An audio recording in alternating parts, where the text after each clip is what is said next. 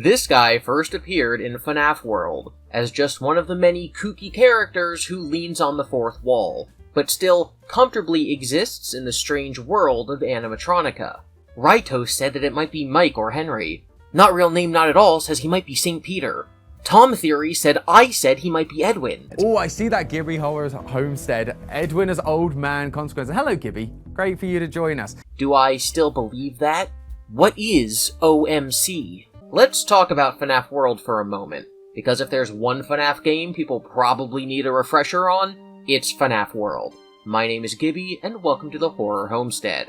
The game begins with eyes in a void. Ambient noise that sounds like an old computer plays over text that reads, "Everything that happens out there has an effect here. Do you understand? This is a safe place. This is a sanctuary. But something has gone wrong, and now it can be seen here. Something went very wrong. That's why I am here. But I won't let the same happen to you. I will put you back together." The repetition of the phrase, "I will put you back together," links this to the Fredbear plush from the end of FNAF 4. We will see later that this phrase is exclusively used by Afton characters. Mike in Sister Location, and Baby in a teaser for FNAF 6, linking these eyes in the void to an Afton, likely talking to the crying child. Once we enter the game proper, we start playing as Adventure Freddy. We meet Fredbear, an NPC, who tells us, all is not well in Animatronica. Animatronic Village? Village-tronica? We are working on it. The point is that something is horribly wrong. We aren't prepared to deal with situations like this. Something bad must have happened on the flip side. So already we can see that something bad happening in the real world is affecting this video game world. Something's gone wrong on the outside, and now it can be seen here. These two worlds, the real world and the video game world, refer to each other as the flip side. The phrase flip side refers to vinyl records where the A side and the B side both contain different music, and so likewise we're supposed to envision this as some sort of disc where the upside is reality, and the flip side is this animatronic world, this video game. One of the strange effects of the bad thing that happened in the real world are these glitches around animatronica. I think I found a clue as to what is happening. Look behind me. There is a tree that is distorted and glitched. You don't know as much as I do, but I will tell you that this is a safe haven, a sanctuary. Whatever has gone wrong, we have to fix it. It will be an adventure. Something horrible must have happened on the flip side, because it's causing this world to fracture. Objects like the tree behind me have broken. But I think you can use these fractures to get to places you couldn't reach before. You have to go and find the source of these fractures. In the game, you can use glitches in the map to move through lower levels of code, almost like wormholes. But there's a danger. I do need to warn you of something though. When you enter a glitched object into a subtunnel, it's possible to find yet another glitched object inside. That will take you to a subtunnel beneath the subtunnel. There may be even more glitched objects there. Just be sure to never go more than 3 glitches down. I'm not sure if you would find your way back up. If you disregard this and glitch down 4 times, you arrive at this red lake with an alligator man.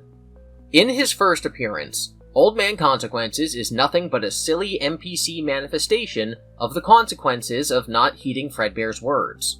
He's one of the many joke alternate endings, and isn't implied to be important to the series in any way. But he then goes on to make an appearance in Ultimate Custom Night, as a representative of FNAF World as a whole. You have to play a minigame where you catch a fish occasionally as a distraction. But there's an Easter egg in UCN, where you appear back at this red forest and red lake to talk to him. UCN takes place in some sort of purgatory, a place where William Afton and all the spirits are being held after death, but before they're able to move on. They're being held by a character called the One You Should Not Have Killed. Old Man Consequences talks to the One You Should Not Have Killed, telling them to let everyone move on, to let William go and face the literal demons that are waiting for him after death, and to let everyone else go to heaven. But this is not what happens. The only way to progress from this screen is for the player to glitch themselves into the lake. This is the bad ending, the one where the simulation continues. William is not left to face his demons. the one you should not have killed goes back to tormenting William, entrapping all the other spirits as a side effect. The jury is still out on what happens after UCN. We technically don't know if any of the spirits that are trapped in that purgatory are moving around freely in the real world, or if they were able to move on. Is Glitch trapped William? Is the Tangle Blob the MCI kids? Are the weird Nightmare bots Charlie? We don't know, and that's outside the scope of this video to answer. But we do know that Old Man Consequences shows up again, in a different video game, Princess Quest. Princess Quest is an homage to The Legend of Zelda, in which Old Man Consequences plays the archetypal role of the Old Man, an iconic character from the original Zelda. Steelwool developer Jabetop pretty much confirmed this was intentional in his interview with John FNAF. You played the original Zelda? No. You walk into a room and there's an old man with a sword. Mm-hmm. Master using it and you can have this. Wait, what? Oh my gosh. Oh, I have to get to a certain level. I've got to get enough hearts. And that's how I felt that video game character would speak. Right.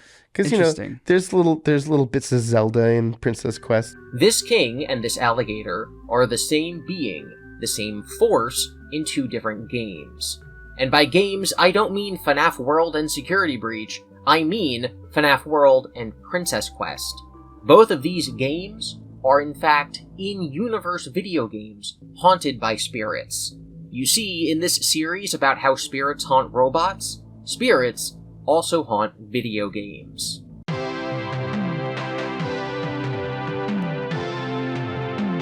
I am Old Man Consequences. You've gone too far into the video to turn back now. Hit the like button and subscribe. And if you want to learn more about arcade theory, watch this video. Or else.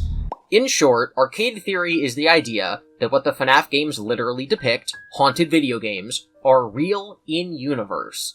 The same way that spirits can leave imprints onto the metal endoskeletons of robots in order to possess them, they can also leave remnant and agony on the arcade machines that are present. Thus, Mangle's Quest, the arcade cabinet, is haunted the same way that Mangle the animatronic is. Take Cake to the Children is a real in-universe video game, but as we're told in FNAF World, everything that happens out there has an effect in here. So when William kills Charlie outside of Freddy's, that scene ripples in to the video game, and is now depicted in Take Cake. We actually meet this guy in FNAF World. Don't confuse me with the actual purple guy, I'm just a game sprite. This game sprite was birthed when William killed Charlie, when the puppet found Charlie's body, when the data of this real-world event was entered into the digital world of FNAF World, and thus infects the Take Cake to the Children minigame. FNAF World, the video game, is a quest where we're sent by this glitchy Fredbear to set up the conditions for the crying child's happiest day. We put Balloon Boy in a box, so that in FNAF 3, the player can double-click on his poster to start Balloon Boy's air adventure. We stand under these numbers, and then they appear in the Follow Me minigames in FNAF 3. This tells the player to tap on the wall tiles to start more minigames. What we do in FNAF World sets up in the real world effects that combine with spirits in order to culminate in Happiest Day. Happiest Day is the video game in which the crying child's bad memories of his birthday, where he died, is replaced by a good one where he's given cake by people in Freddy's masks instead of being killed by people in Freddy's masks. Then he can move on, and they can move on with him. These events, which are metaphysically happening to spirits, are literally happening in a video game computer simulation. In order to set this up, a Shadow Bonnie character actually has to glitch between the different Happiest Day minigames, because spirits can interact with cyberspace the way that ghosts of real-world legend can, walk through walls. Shadow Bonnie is likely glitching through these games the same way that Adventure Freddy glitches through different locations in FNAF World. This idea is continually reinforced in the modern era of FNAF. In Ruin, Cassie puts on a VR mask that's really just a pretense to put a chip in her head, and just like in FNAF World, gains the ability to walk through objects that appear to be solid. She also goes through weird wormholes and teleports, just like the glitches in FNAF World. Her ability to interface with a virtual world impacts the real physical world. Princess Quest are a series of in-universe arcade games that are also lore minigames. Vanessa had accidental digital consciousness transference, swapping her consciousness with Glitch Trap at the end of her game. A split of Glitch Trap's programming, going by the name Vanny. Vanny. It is very similar to Vanessa, and also Bunny. Yeah, thanks, Freddy. Vanny goes into Vanessa's body, and Vanessa's mind goes into the video game. Because Help Wanted is an in-universe VR game, and because all Fazbear video games are attached on the flip side, via FNAF World, her spirit ends up in Princess Quest. In Princess Quest, you play as the trapped consciousness of Vanessa, and attempt to defeat Glitch Trap and regain control of your own mind away from the Vanny persona. The struggle within the game is a one-to-one ripple of the struggle going on in Vanessa's own mind. If the video game princess can beat the challenge, then Vanessa can regain her own identity. What happens in the real world and what happens on the flip side in Animatronica affect one another. FNAF World, as everyone and their dog have noted, takes place in a world in the shape of a human brain. Our quest is also directly stated to be to leave breadcrumbs for someone to find his way. There is a task for you to complete. You have to leave breadcrumbs for him to help him find his way. What we're doing is setting up Happiest Day. So FNAF World is about helping the crying child regain his identity, and ultimately move on. We learn from the security logbook that the crying child is having difficulty with his memories. Once the Golden Freddy spirit Cassidy speaks to him to tell him that the party was for him, he's able to recall it, but it seems like he's not actively able to remember details of his real life. FNAF World is about putting him back together.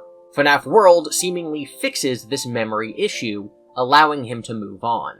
Princess Quest frees Vanessa from Vanny's control, so she regains her body.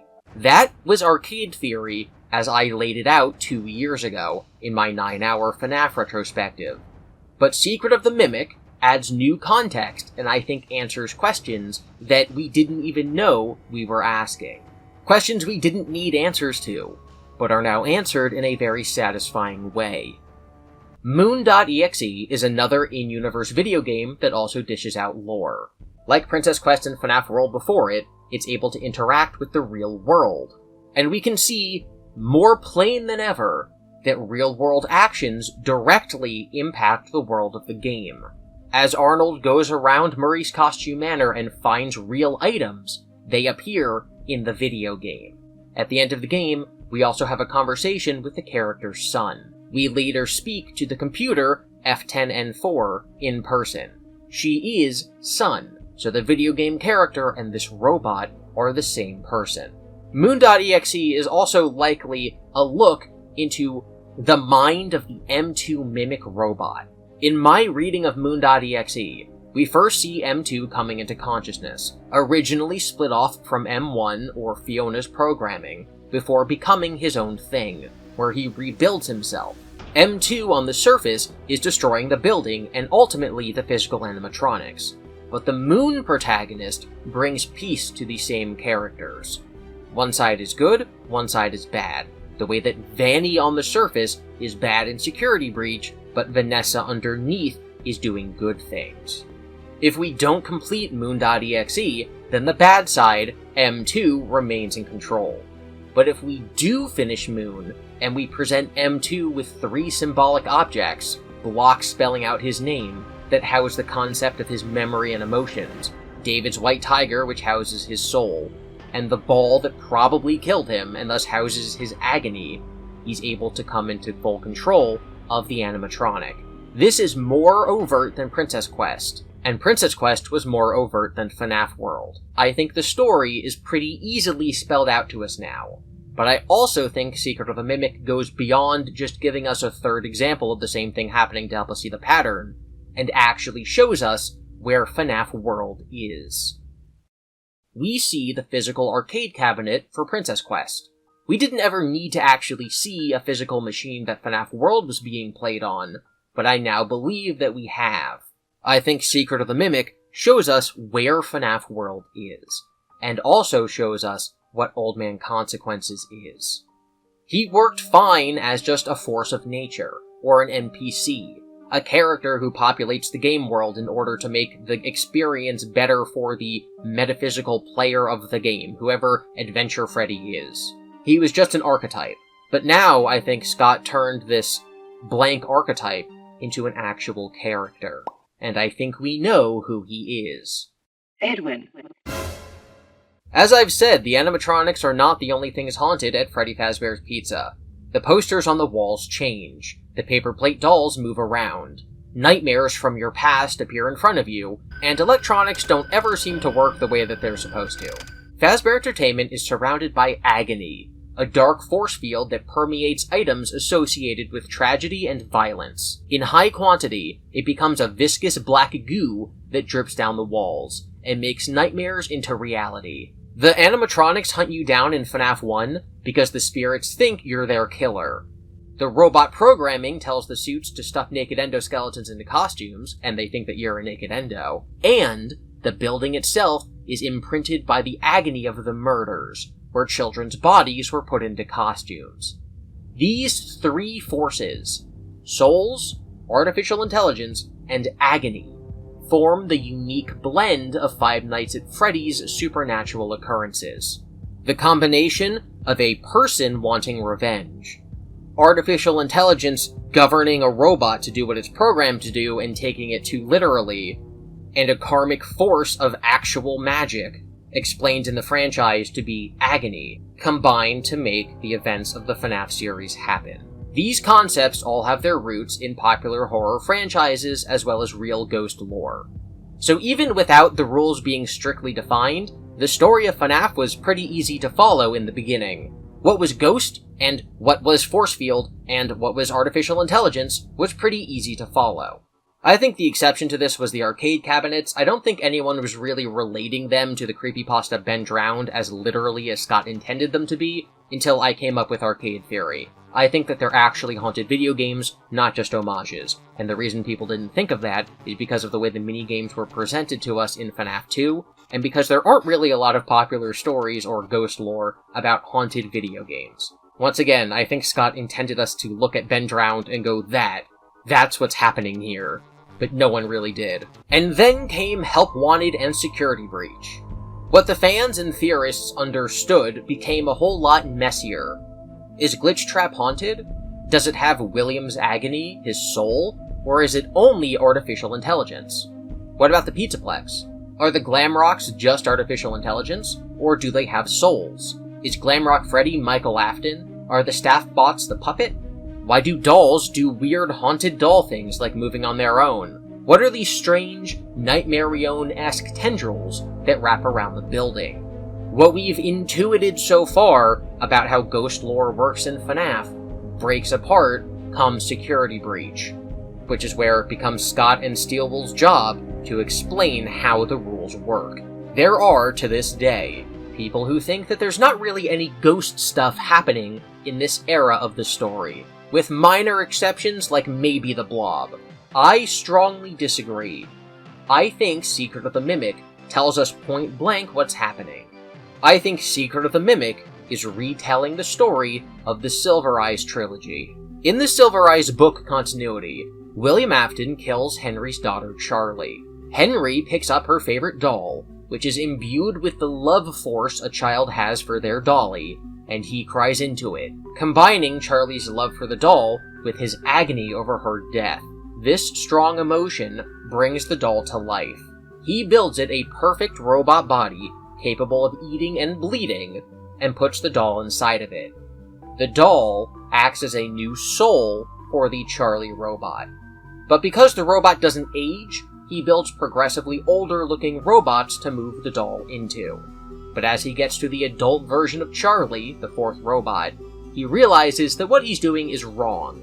He tries to destroy the machine, and then ends his own life. This fourth robot is now an artificial intelligence without a soul that has been taught violence and anger.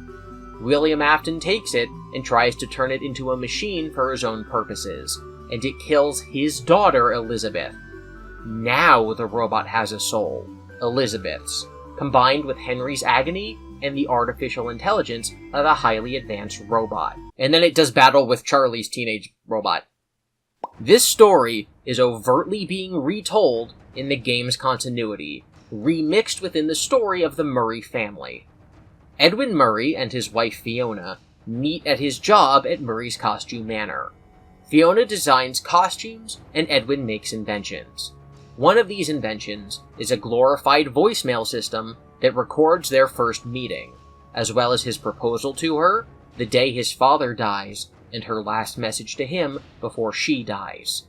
Their projects contain the fruit of their relationship, her designs and his labor, their memories together, their love, but also their arguments. One of the other things the game focuses on and highlights is that Edwin invented the concept of recycling. His machines are made with recycled old machines, and his machines are then recycled. I am recycling. I take broken stuff and turn it into new stuff. So the emotionality imbued into all of Edwin and Fiona's work is spread across everything the factory has ever produced. One of Edwin's inventions is the Mimic, an endoskeleton that can learn by watching, and is meant to grow and shrink its shape to fit into any costume, and then adopt the persona of that costume. Fiona then tragically dies in a fire at an event called Fall Fest, where she was helping the crew with rides and attractions created by Murray's. These items, burned and destroyed by the fire, would then have been brought back to the factory and recycled. Fiona's remnant, her soul, would be spread among everything in the factory as a result of this recycling process. The memory of her, the agony of her love and life, is already stored within all of the data in the building, and Edwin just built a machine that's meant to become the personality of whatever role it takes on. He tells this endo to become their son's babysitter. It takes on that role. It's inside the home and the factory that is permeated by Fiona's remnant and agony. It becomes Fiona, possessed by her more so than any other character in the entire franchise, maybe with the exception of William Afton's Springtrap. It has all parts needed for a total 100% perfect haunting. It has soul, it has emotional energy, and it has advanced artificial intelligence, where we can look at the baby animatronic and see which parts of it are based on Elizabeth's personality and which parts are baby's programming, and we can look at Chica and see which parts are Chica's programming and what tiny sliver is Susie. Looking at the M1 Mimic, it's almost all Fiona, one of the strongest cases of possession in the franchise. Then Edwin and Fiona's son David dies. Fiona convinces Edwin to build him a robotic body too. They take her programming, M1 or Mimic 1, and copy it to try to create Mimic 2 to become David. But for some reason, it doesn't work. That reason is obvious to us, the player. David's soul is not mixed into all the parts the way that Fiona's was. It's likely inside of his tiger plush, the way that Charlie is in the novels. Edwin tries and tries to bring David back with M2, but it doesn't work. All it does is mimic him. Edwin, like his book counterpart, beats up this ungodly creation, this monstrous thing that's trying to bring someone dead back to life, this Frankenstein abomination. But now it's learned anger, and it becomes a violent homicidal machine that still takes on the persona of whatever costume it's in. For reasons we aren't fully aware of at the moment, Fiona's consciousness is put inside a giant computer. It's called F10N4, or F10 for short. As F10, she's plugged into the entire Murray factory. She can see things through cameras, she can speak over the intercom, she can talk to you through computer terminals. F10 is plugged into everything through these wires, and her remnant is spread across every piece of technology in the building. She's both physically, electronically, as well as metaphysically, spiritually, connected to everything in the factory.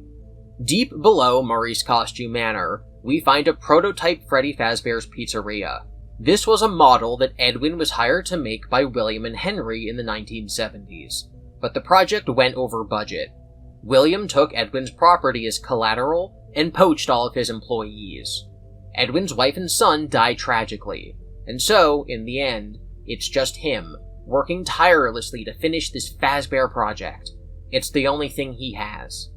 He pours the last bit of himself, his heart and soul, into this project, and then he dies. Inside that prototype building are some springlock suits he designed. We find a Freddy, a Bonnie, a Monty, and a Bub the puppy. There are Chica and Foxy animatronics as well, but this is the first time we see Monty and this Bub character paired with the core 4. This will become important at the end of the game. The player is required to play recordings of a storybook to calm down the murderous Mimic. The storybook tells of 6 friends who play together, but one of them is scared away, making the other 5 feel bad, and then they agree to never fight again. Those 6 are Freddy, Bonnie, Chica, Foxy, Monty, and Bub. It's also clarified that Bub is female. Throughout the game, it was driven hard into our skulls repeatedly that the same way we associate Henry with Freddy and William with Bonnie, we should associate Fiona with Chica. That is her Freddy's Band allegory. That's her character, the one that she designed. My and many people's first thoughts were to go, oh, so I guess that means Edwin is Foxy, right? 4 designers, 4 characters, the genders line up, it's all good. I think the addition of Monty and Bub to these core 4 confirms this theory, but also muddies the waters. I do think, I am absolutely convinced, that these 6 characters are a stand-in for 6 real people who were around in the early days of Fazbear. William is Bonnie, Henry is Freddy, Fiona is Chica, Edwin is either Foxy or Monty, and then we don't know who the other one is. Bub the puppy is an unknown woman. This allows us to have 2 characters who we will likely meet in future entries. In the storybook, one character is chased away by everyone's fighting, which makes me think that one of the 6 was gone before the events of Secret of the Mimic. Not gone like Fiona dying, but left the company. Or, should I say, divorced William because Bub the puppy is probably Mrs. Afton. I'm joking, but I'm also not joking. That's like the best guess we have for now, and it makes perfect sense. That leaves Edwin as either Monty or Foxy, and then a mystery person as either Foxy or Monty. Whoever is associated with Monty as their allegorical Freddy's Band member is also likely Old Man Consequences. And this right here is why I'm not confident in saying that Edwin is actually Old Man Consequences. We have this puzzle piece where we want to know what happens to Edwin after he likely dies. And we have this puzzle piece that says Old Man Consequences is whatever Fazbear founder is represented by Monty. And so it's natural for us to just, bam, put those pieces together. The reason why I'm apprehensive to do this kind of speculation is because Secret of the Mimic itself just kind of proved why this is silly. Dozens or hundreds of theorists spent tens of thousands of hours trying to solve Security Breach and Ruin. What is Mexis? Who's running the Pizzaplex? Why is Gregory wearing the Crying Child shirt? And the answer is that it was literally impossible to answer. MatPat tried and guessed that Mrs. Afton was in charge of everything. And he was wrong.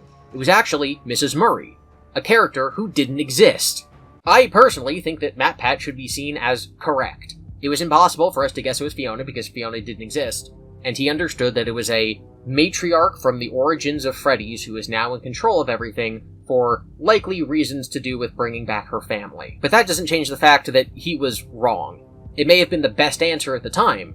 He should get lauded for his ability to put the puzzle pieces together correctly even though we didn't have all of them. But it was still not what happened. And so if I say right now that Edwin is Monty, is Old Man Consequences, because he's a male associated with early Freddy's, that is what I truly believe to be the best way to put the puzzle pieces together currently. But that doesn't change the fact that in the next game, we could be introduced to William's cousin Billiam, who is Monty, and is also therefore OMC, and maybe he's Vanessa's father? It could be literally anything, because the way that Steelwool is telling the story means we don't have all the pieces yet. So, is Old Man Consequences Edwin? Maybe.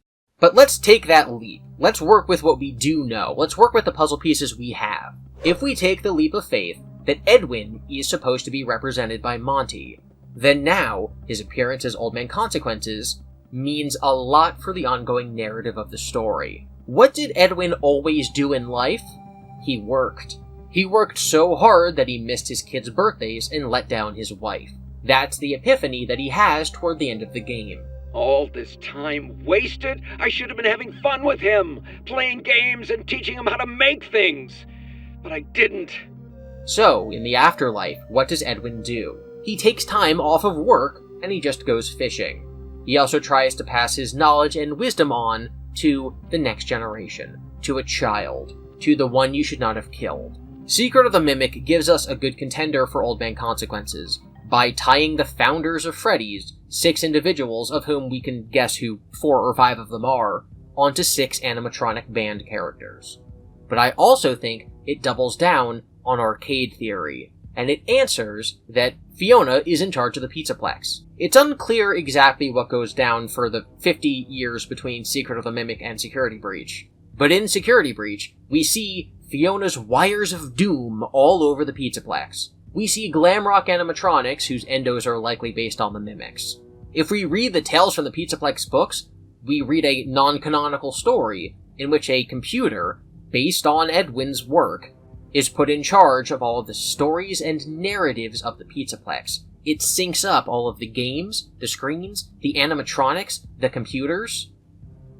It's infused with the agony and remnant of David Murray, and possibly Fiona. And while this isn't canon to the games, it's likely a mirror of something that happens in the games. And in Ruin, in the VR world, we see invisible wires that are connecting everything. This to me is very clearly screaming like Fiona wires of look at them. They don't even exist. It's not hard to put these pieces together. F10 is below the Pizzaplex, and she's in control. Since 1979, she's had one motivation: bring back her family. She enters standby mode or sleep mode at the end of Secret of the Mimic. It's not too late to fix our family. Entering standby mode. And since then, her subconscious desires have rippled through the field to manifest in strange ways. William Afton names his son David. David Afton, like David Murray before him, is killed on his birthday. By the time of Security Breach, Fiona is likely active again, and consciously controlling everything from underground. This theory is called Fate Fiona, but what I'm positing right now goes beyond Fate Fiona. I don't just think that Fiona is physically and spiritually plugged into everything. I think that by being physically and spiritually plugged into everything, she's become a hard drive backup of every event that's touched the franchise. And by franchise, I mean Fazbear Entertainment. I think the flip side, which is a real-world expression when you say see you on the flip side, what you're saying is see you later, and is derived from the meaning of turning over a record to the B-side, is, in the FNAF games, explaining to us a sort of afterlife program. The flip side is underneath. It's the same concept of the Upside Down from Stranger Things, or Termina from Majora's Mask. Why does Zelda keep showing up? It's almost like one of the most popular and lauded video game franchises of all time is influencing FNAF's creators in a multitude of ways. The flip side is Termina from Majora's Mask. It's real, but it's also the spirit world, and in this case it's also being run on a computer. The flip side is the afterlife. It's where you'll see someone later. But it's not literally heaven. It's a computer program imbued with remnant. It's the library episode of Doctor Who. If you think these comparisons to outside media might be stretching a little too far, hopefully you'll agree with at least this next one, because F10's design is based on the Whopper computer from the movie War Games. This has been confirmed by Steelwool, and just look at them. It's the same thing. Whopper is a highly advanced machine meant to run every possible simulation in the Cold War. It's meant to make the perfect decision as how to defeat the Russians. The Whopper spends all its time thinking about World War III.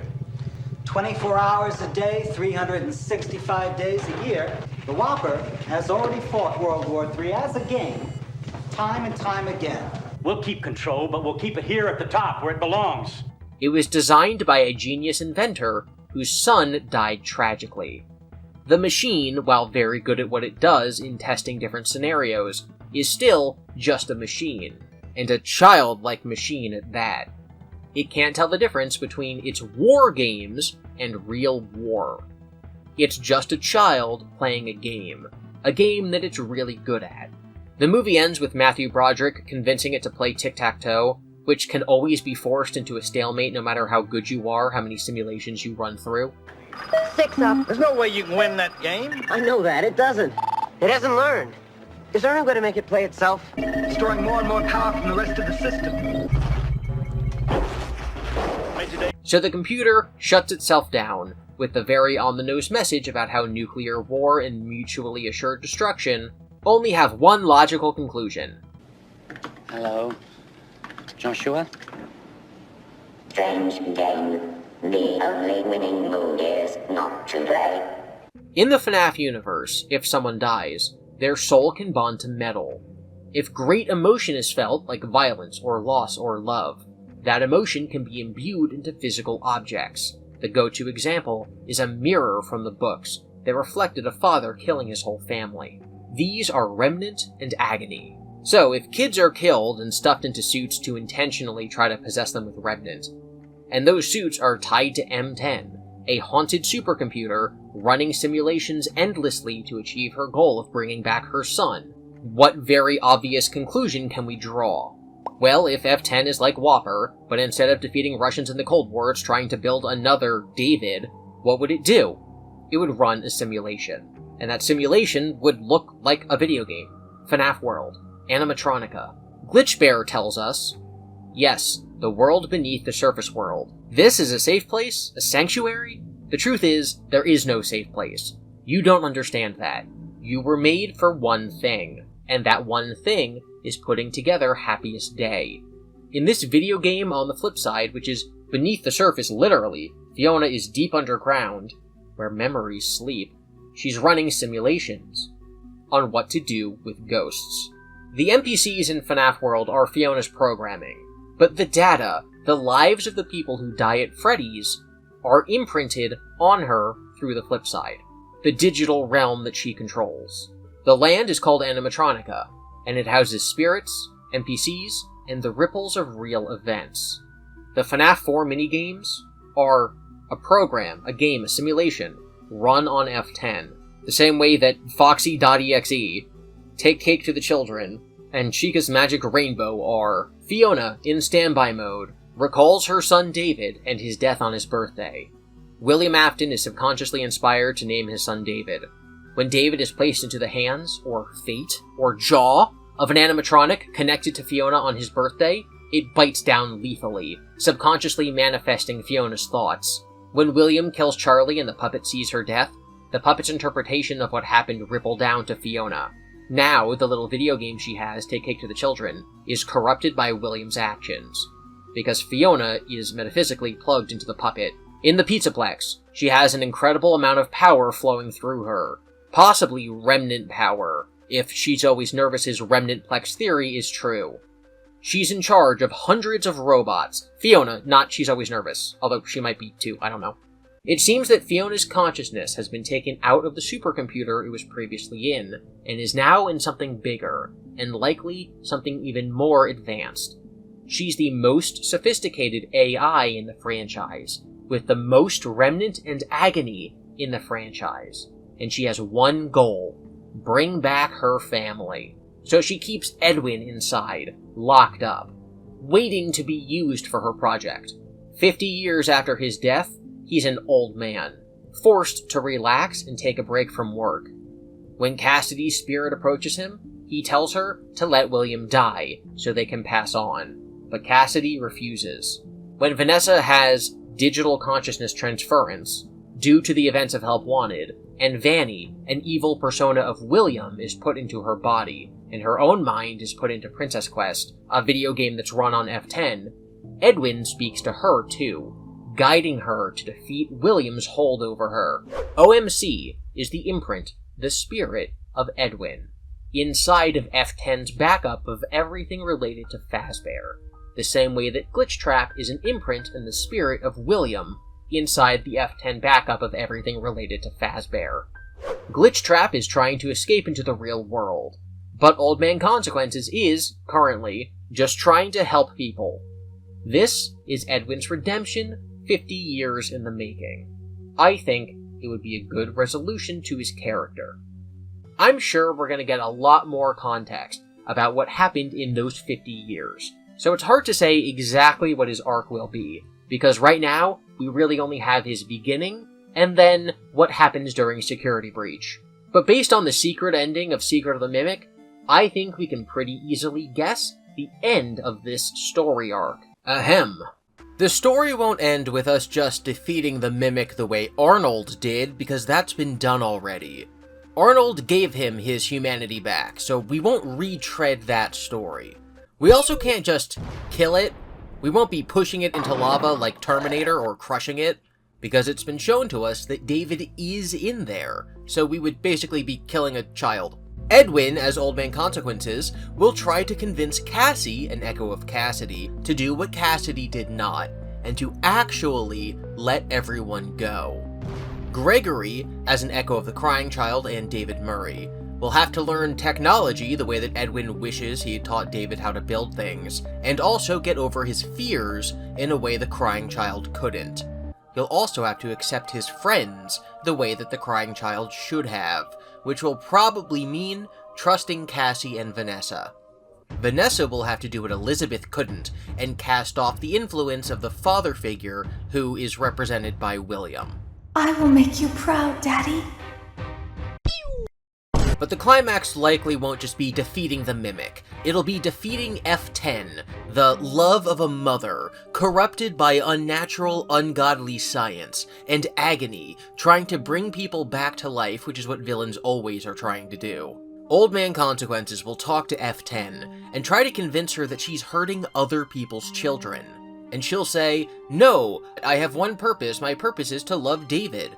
And Edwin will go, "Don't you see? The real Fiona would just love David and not be such a machine about it." And F10 will go, "I am the real Fiona, so I guess what I should do is to just move on." "Oh no, what have I done? I'm sorry." And then she'll collapse the entire Pizzaplex in on itself, which of course is also Sister Location and FNAF 2 and the Afton's house and also probably the Edwin's Murray thing. And it's gonna collapse into a big sinkhole. And then it will fill with lava, and everything will burn and it'll all be destroyed forever. And Cassie and Gregory and Vanessa will stand there at the edge of the lava and be traumatized. And Freddy's head will go, "Gregory, you have to burn me too." And now it's Terminator. Gregory has to throw Freddy into the lava. The way that we, the audience, are symbolically saying goodbye to the FNAF franchise. If Steelwool is smart, they'll make us do this by pressing a button. Not a cutscene, actually have us do it to drive home that it's us, the player, who's saying goodbye to Freddy forever. And Freddy's head will melt, and then it'll actually all be over for good. No more Remnant, no more digital backups, it's all over. And Gregory, Vanessa, and Cassie can go back to their normal lives and move on. And that is how FNAF will end. I think I got a little carried away there. What was I saying? Yes, Old Man Consequences is probably Edwin. Thank you for watching. Be sure to be nice to each other in the comments, consider supporting the creators you admire, never lose sight of the things that are important to you, and remember that And then, a car pulls up next to them. It's the 6th founding member of Freddy's, the guy represented by Foxy, the way Henry is Freddy, William is Bonnie, and Edwin is Monty. It's Billiam Afton, William's cousin. He sticks a toothpick in his mouth and says, "Nice to meet you, kids. You've taken your first steps into a much larger world. How would you like to become members of the FBI? The Fazbear Bureau of Inventors." Yeah, we're working on it. "You hacker kids with superpowers." Vanessa has superpowers because of her run-in with Glitchtrap. "You hacker kids with superpowers want to save the world from an animatronic apocalypse? Bum bum bum!" The next arc begins. We know it's all building up to FNAF 57, Freddy in Space, so I figure this next arc is a world-spanning spy stuff and then superhero stuff, and then we kind of go galaxy-wide. Just think how advanced the animatronics aliens had, and what kind of stories could be told on a space station. In space, no one can hear you get jump scared.